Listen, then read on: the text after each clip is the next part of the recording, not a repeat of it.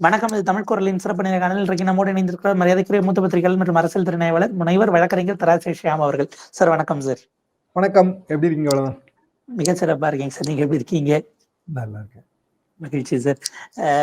India முழுக்க இன்றைக்கு பேச பொருள் அப்படின்னா கான்ஸ்டிடியூஷன் பெஞ்ச் கொடுத்திருக்கக்கூடிய ஆளுநர் மற்றும் குடியரசுத் தலைவருக்கான அந்த கால வரையறை தொடர்பான குடியரசுத் தலைவரின் கேள்விகளுக்கான பதில் அப்படிங்கிறது தான் பார்க்க முடிகிறது. பல ஸ்ட்ராங்கான அப்சர்வேஷன்ஸ் கொடுத்திருக்கிறாங்க.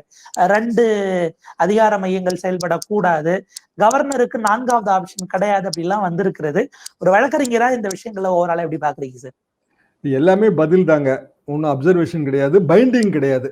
அதாவது சுதந்திர இந்தியாவில் இதுவரைக்கும் இந்த 143 கீழே உச்சநீதிமன்றத்தில் ஜனாதிபதி கேள்விகளை எழுப்பிய போது குறைந்தபட்சம் 15 முறை இதுவரைக்கும் பதில்கள் கொடுத்துருக்கு. உச்சநீதிமன்றம் பதில் கொடுத்துருக்கு. சில நேரங்களில் சில தீர்ப்புகள் வரும் அதை ஒட்டி. இப்போ நம்மளோட governor versus state of Tamil Nadu தீர்ப்பு மாதிரி அந்த தீர்ப்புக்கு நாங்கள் ரிவ்யூ பெட்டிஷன் போடலை என்று ஒரு அண்டர்டேக்கிங் கொடுத்துட்டு தான் இந்த கேள்விகளே எழுப்ப முடியும். அப்படிதான் கொடுத்துருக்காங்க. இதுல ரிவ்யூவே அவங்க போடலை. State of Tamil Nadu versus governor, இதுல கவர்னர் காலதாமதம் செய்யறாரு, காரணமே சொல்லல, அவருக்கு இல்லாத ஆப்ஷனை பயன்படுத்துறாரு. இதுதான் நம்ம சொன்ன விஷயம். உச்சநீதிமன்றம் ஸ்டேட் ஆஃப் தமிழ்நாடுக்கு ஆதரவாக டைம் லிமிட் ஃபிக்ஸ் பண்ணி டீம்டு ஆக்ஷன் கொடுத்துச்சு. நிறைவேற்றாமல் வைத்திருந்த மசோதாக்களுக்கு உச்சநீதிமன்றமே அனுமதி கொடுத்துச்சு. இதை ஒட்டி எழும்பிய சட்ட கேள்விகள், இந்த சட்ட கேள்விகளுக்கான பதில். அப்போ 75 வருஷம் சுப்ரீம் கோர்ட் வரலாற்றில் நம்ம 15 ரெஃபரன்ஸ் இந்த மாதிரி உச்சநீதிமன்றத்துக்கு ஜனாதிபதி எழுப்பியிருக்காரு. ஃபர்ஸ்ட் ரெஃபரன்ஸ் எப்போ தெரியுமா? 1951. கான்ஸ்டிடியூஷன் அமலுக்கு வந்ததே 1950. அடுத்த வருஷமே இப்படியான ஒரு நிலைமை வந்துருச்சு. டெல்லி லாஸ் ஆக்ட் அது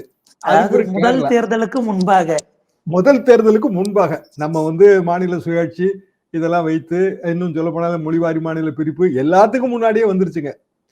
2வது கேரளா எஜுகேஷன் பில்லு, அது 1958. அப்போ நம்ம எல்லாருமே கொஞ்சம் மெச்சூர் ஆயிட்டோம், அதாவது டெமோக்ரஸில மெச்சூர் ஆயிட்டோம். கான்ஸ்டிடியூஷன் பற்றிய நிறைய கேள்விகள் ஏற்கனவே எழுப்பப்பட்டது. Kerala education bill 7 judge.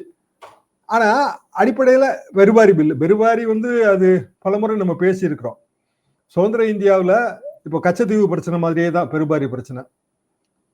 Border பிரிக்கிறோம், பாகிஸ்தானுக்கும் இந்தியாவுக்கும். பார்டர் பிரிக்கும் போது பெருபாரிங்கிற ஒரு வில்லேஜ், இந்த வில்லேஜ் அந்த சர்வதேச எல்லை வரையறைப்படி பாகிஸ்தானுக்கு போய் சேருது. ஆனா அது இந்தியாவிலேயே ஒரு பகுதியா இருந்தது. 10,000 இந்தியர்கள் வாழ்ந்தாங்க அங்க.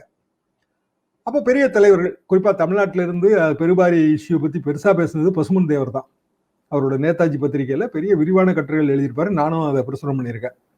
இப்படி ஒரு பகுதி இந்தியர்கள் வாழ்ற பகுதியை தூக்கி நீங்க பாகிஸ்தான் கொடுக்காதீங்க, அப்ப சர்வதேச கோட்பாடுகளுக்குள்ள அது சரியா அமையல அப்படின்னா ஒரு வேல்யூவேஷன் போட்டு பணத்தை கொடுங்க. இதை ஜெயலலிதா அவர்கள் பின்னாடி கச்சத்தீவு பிரச்சனையில வழக்கு போடும்போது இந்த பெருபாரி மேட்டரை சொல்லியிருப்பாங்க. 1960ங்க. 60ல 8 ஜட்ஜு பெருபாரியை நேரு கொடுத்தது. பெருபாரியை கொடுத்தது இந்திய கான்ஸ்டிடியூஷன் படி சரியா தவறாங்கிறது தான் பேசிக்கான கேள்வி. அது வெஸ்ட் பெங்கால்ல இருந்த ஒரு சின்ன ஊருங்க.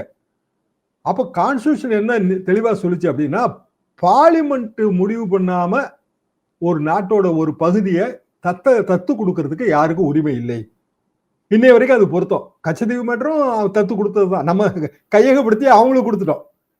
இப்படி பல விஷயங்கள், கஸ்டம்ஸ் ஆக்ட், நிறைய மேட்டர் உச்ச நீதிமன்றத்துக்கு கேள்விகளாக. இது 5 ஜட்ஜு தாங்க இந்த கான்ஸ்டிடியூஷன் பெஞ்ச். இப்ப நம்ம பேசிட்டு இருக்கிறது 9 ஜட்ஜ் எல்லாம் உட்கார்ந்து பேசியிருக்காங்க, 7 ஜட்ஜு உட்கார்ந்து பேசியிருக்காங்க. பல மேட்டர்களை நீங்க இதுல பார்க்கலாம். சமீபத்துல நமக்கு ஒரு பெரிய அளவுக்கான கேள்விகளை எழுப்புனது இந்த Jammu Kashmir grant of permission, resettlement permission, அப்புறம் காவிரி வாட்டர் டிஸ்பியூட் ட்ரைபியூனல். அதான் நம்ம தமிழ்நாட்டோட சம்மந்தப்பட்ட தமிழ்நாடு மேட்டர். இதுல 3 வருதுன்னு தான் நான் எடுத்துக்கிறேன். ஒண்ணு இப்ப நம்ம சமீபத்துல பேசுற கவர்னர் மேட்டர், அதுக்கு முந்தி பெருபாரி கச்சத்தீவோட ரிலேட் பண்ணலாம். காவிரி வாட்டர் டிஸ்பியூட் ட்ரைபியூனல் வரும்போது அது 1991ல 5 ஜட்ஜு. அதுலயும் நம்ம கர்நாடகா சாதகமாக அது இல்லை. இப்படி நிறைய விஷயங்கள் சுப்ரீம் கோர்ட்டுக்கு ஜனாதிபதி தெளிவுரை கேட்டு அல்லது கேள்விகளை எழுப்பி பதில் பெற்று நிறைய விஷயங்கள் இந்தியாவில் நடந்திருக்கு. சிக்கல் இதுல என்ன அப்படின்னா, சுப்ரீம் கோர்ட்டோட பதில் பைண்டிங் இல்லை. சுப்ரீம் கோர்ட்டோட பதில ரெஃபரன்ஸ் பண்ணுவோம் நேச்சுரலா. ஏன்னா ஒரு 5 ஜட்ஜு உட்கார்ந்து ஒரு கருத்து சொல்லியிருக்காங்க. அந்த கருத்தை அடுத்தடுத்த கோர்ட்டு மேட்டர்ல ஒரு ஆர்குமெண்ட் வரும்போது ரெஃபரன்ஸ் பண்ணதான் செய்வாங்க மூத்த வழக்கறிஞர்கள். அதாவது ஒரு ரெஃபரன்ஸ் வேல்யூவை தாண்டி பிராக்டிக்கலாவே இதுல இது வரைக்குமே ஒண்ணுமே வரலைங்க. 15 முறை அவ்வளவு தூரம் பண்ணியுமே அது பெரிய அளவுக்கு இந்தியாவோட வரலாற்றெல்லாம் பெரிய அளவுக்கு மாற்றி எல்லாம் எழுதல. ஆனால் எங்களுக்கு ஏமாற்றம், எனக்கு பெருத்த ஏமாற்றம். என்ன காரணம்னா, ஒரு நாடு அதுக்கு ஒரு அரசியல் சாசனத்தை நம்ம கொண்டு வந்துட்டோம். இவ்வளவு வருஷம் ஆயிடுச்சு. 1950ல இருந்து இன்னைக்கு 2025 ஆயிடுச்சு.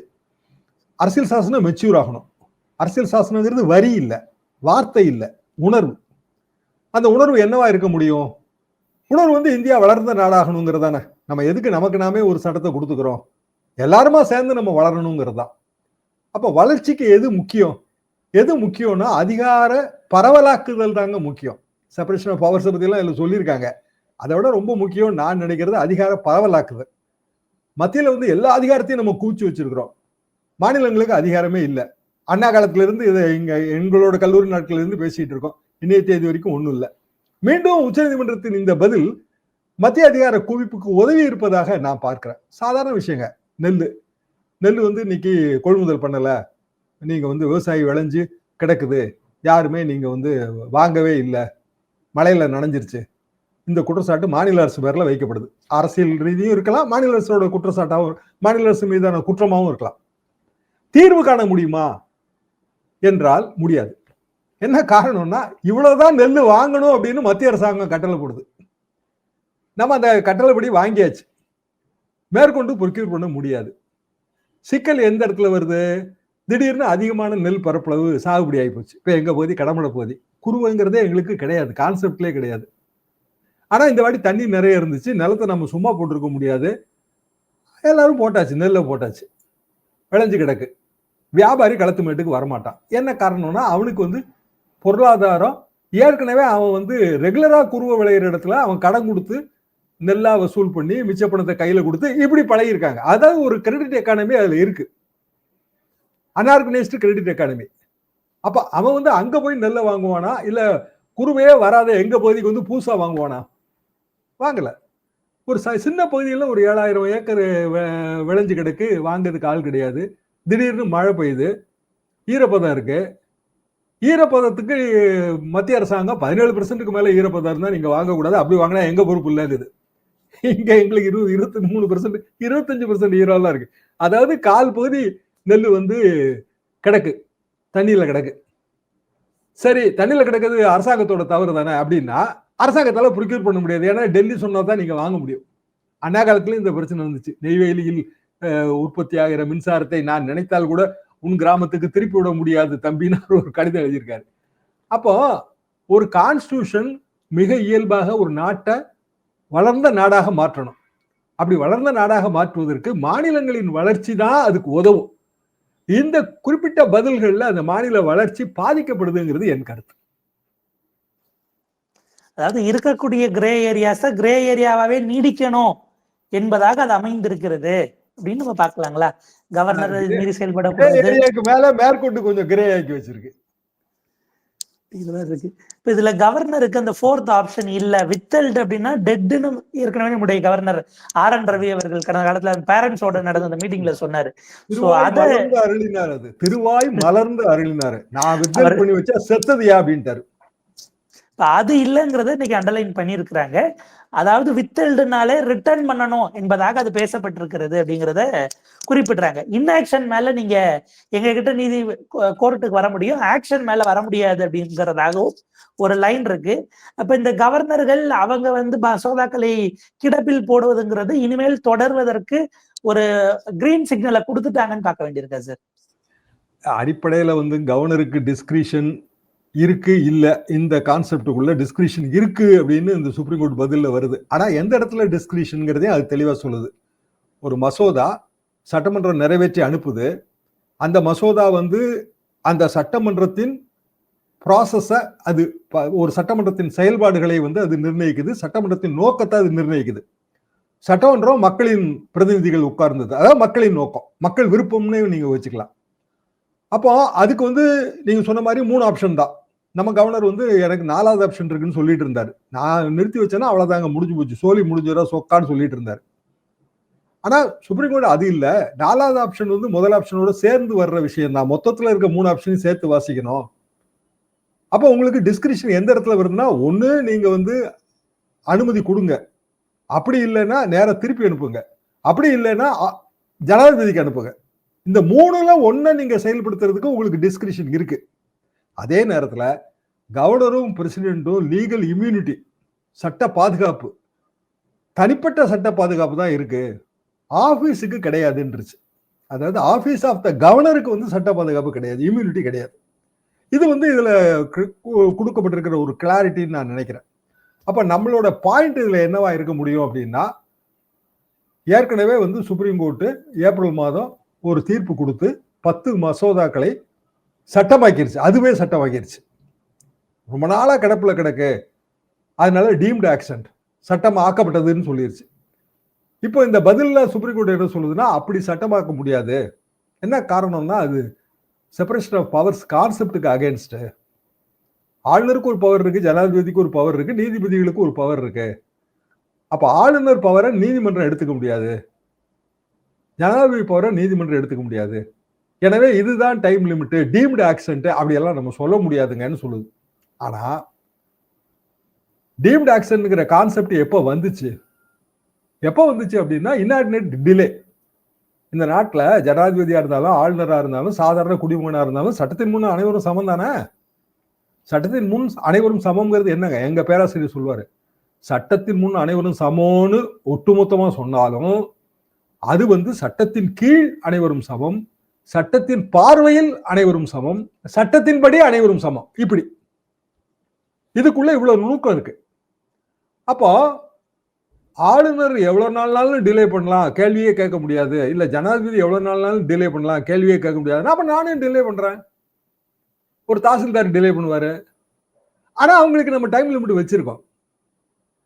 ஜெனரல் கிளாஸஸ் ஆக்டுக்கு நீங்க போனீங்கன்னா எல்லாத்துக்குமே டைம் லிமிட் இருக்கு, அப்பீல் போறது கூட டைம் லிமிட் இருக்கு. இங்கே நம்ம கோர்ட்லயே வந்து உரிய நேரத்தில் அப்பீல் சமர்ப்பிக்கலைன்னா டைம் லிமிட் தாண்டி அப்பீல் சமர்ப்பித்தோம்னா சஃபிஷியன்ட் ரீசன் சொல்லி தாமதத்துக்கு கண்டோனேஷன் வாங்கணுங்க, தாமதத்தை கோர்ட்டு மன்னிக்கணும். ஆனா இங்க என்னன்னா எவ்வளவு நாள்னாலும் தாமதம் பண்ணலாம், ஏன்னா அவங்க உயர்ந்த பதவியில் இருக்காங்க. அப்படியான கான்செப்ட்ல ஒரு சின்ன ரிலீஃப் என்னன்னா, அவங்க மேலதான் நம்ம வந்து ஜுடிஷியலா கொஸ்டின் எழுப்ப முடியாது, அவங்க ஆபீஸ் பேர்ல எழுப்பலாம்னு. அப்ப அந்த ஆபீஸ் டிலே பண்ணுது என்று நம்ம வந்து இதை மாத்தணும்.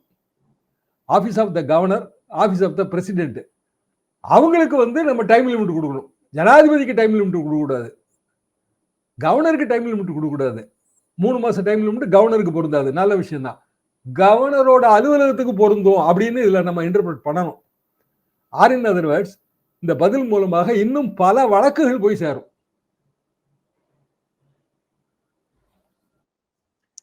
தமிழ்நாடு அரசு தமிழ்நாடு ஆளுநருக்கு எதிராக வாங்கிய வழக்குல நேரடியா ரிவ்யூக்கு போல மத்திய அரசு அதை திருத்த வைப்பதற்கான ஒரு தந்திரமாகத்தான் பிரசிடென்ஷியல் ரெஃபரன்ஸ் ஒரு விமர்சனம் இருந்தது. இப்ப இதற்கு பிறகு இதை சைட் பண்ணி அதுல எதுவும் மாடிஃபிகேஷன் ஆஃப் தி ஜட்ஜ்மெண்ட் கேட்பதற்கு வாய்ப்பு இருக்கா? அதே 2 ஜட்ஜி முன்னாடி தாங்க நீங்க ரிவ்யூ போட முடியும், அவங்க வந்து ஏத்துக்க மாட்டாங்கல்ல ரிவ்யூவை. சரி, அடிப்படையில் வந்து இந்த முதல் ரெஃபரன்சஸ் நான் ஆரம்பத்தில் சொன்னால, சுதந்திர இந்தியாவில் இது வரைக்கும் 15 வாட்டி பிரசிடென்ட் இப்படி கேள்வி எழுப்பியிருக்காங்கன்னு.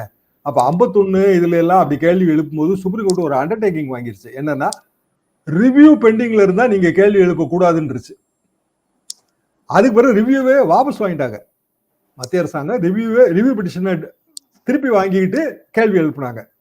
இப்போ வந்து ரிவ்யூ போடுறது இல்லை, கேள்வி எழுப்பும் போது இந்த பிரச்சனை வந்ததுனால இப்ப யாருமே மறுசீராய்வு மனு போடுறதே இல்லை, நேரா கேள்வி, அவ்வளவுதான்.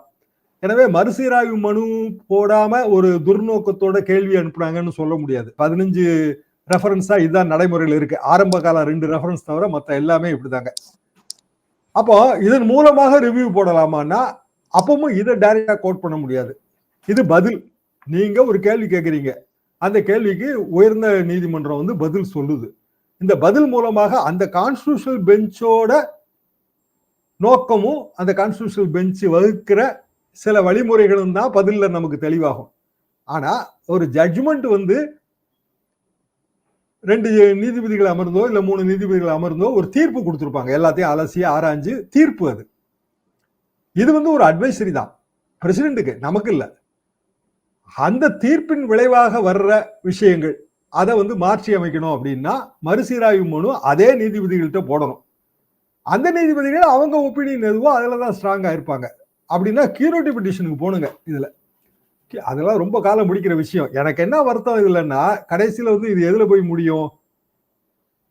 நம்ம பல்கலைக்கழகங்கள்ல ஒரு 13, 15 பல்கலைக்கழகத்துக்கு துணைவேந்தரே இல்ல.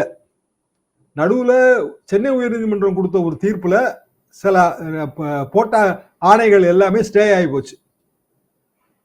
இந்த துணைவேந்தர்களே இல்லாம தலைவர்களே இல்லாம பல்கலைக்கழகங்கள் இன்னமும் தொடர்ந்து நீடிக்கும். உடனடியாக ரிலீஃப் கிடைக்கிறதுக்கே வழி இல்லை. அப்ப ஆளுநர் அதிரடியா பல்கலைக்கழகத்துக்கு துணைவேந்தரை நியமிக்கிறேன்னு ஆரம்பிப்பாரு. திருப்பி அதை உச்சநீதிமன்றத்துக்கு கொண்டு போகணும்.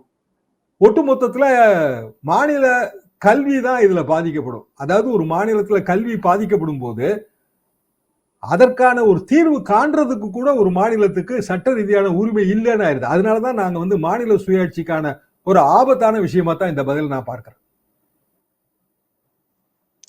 இதனுடைய பேக் ட்ராக் ஒரு தீர்ப்பு ஏப்ரல் 8 கொடுக்கப்பட்ட தீர்ப்பு அந்த 10 மசோதாக்களும் வேற விதமா சேலஞ்ச் பண்ணப்பட்டு ஸ்டே ஆயிடுச்சு. ஸ்டேவை எதிர்த்து இப்ப உச்சநீதிமன்றத்துல தமிழ்நாடு அரசு தொடுத்த வழக்கு நிலுவையில் இருக்கிறது. எப்போனாலும் பட்டியலிடப்படலாம் அப்படிங்கிற விஷயம் வருது. இப்ப அந்த வழக்கு வருவதற்கு எதுவும் தடைகள் அப்படின்னு நம்ம பார்க்க வேண்டியிருக்கா? ஏன்னா அது வந்து உடனடியா அது அந்த வழக்கு இதுக்கு வருத ஏற்கனவே வாய்தால தானே அது இருக்கு. வரும்போது எதிர்த்தரப்பு இந்த ரெஃபரன்ஸ் பாயிண்ட்டை வச்சு வாதாடும்.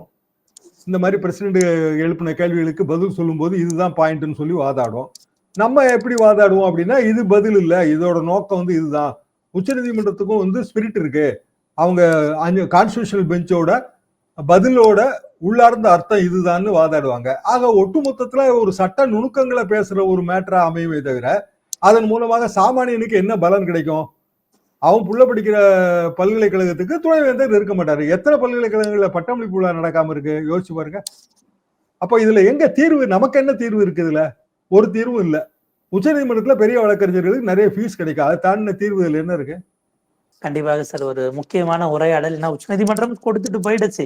சட்ட வல்லுநர்கள் அவர்களுடைய வியாக்கியானங்களுக்கு இது தீனி போடுமே தவிர சாமானியர்களுக்கு என்ன கொடுக்கும்ங்கிற கேள்வி அப்படியே இருக்கிறது.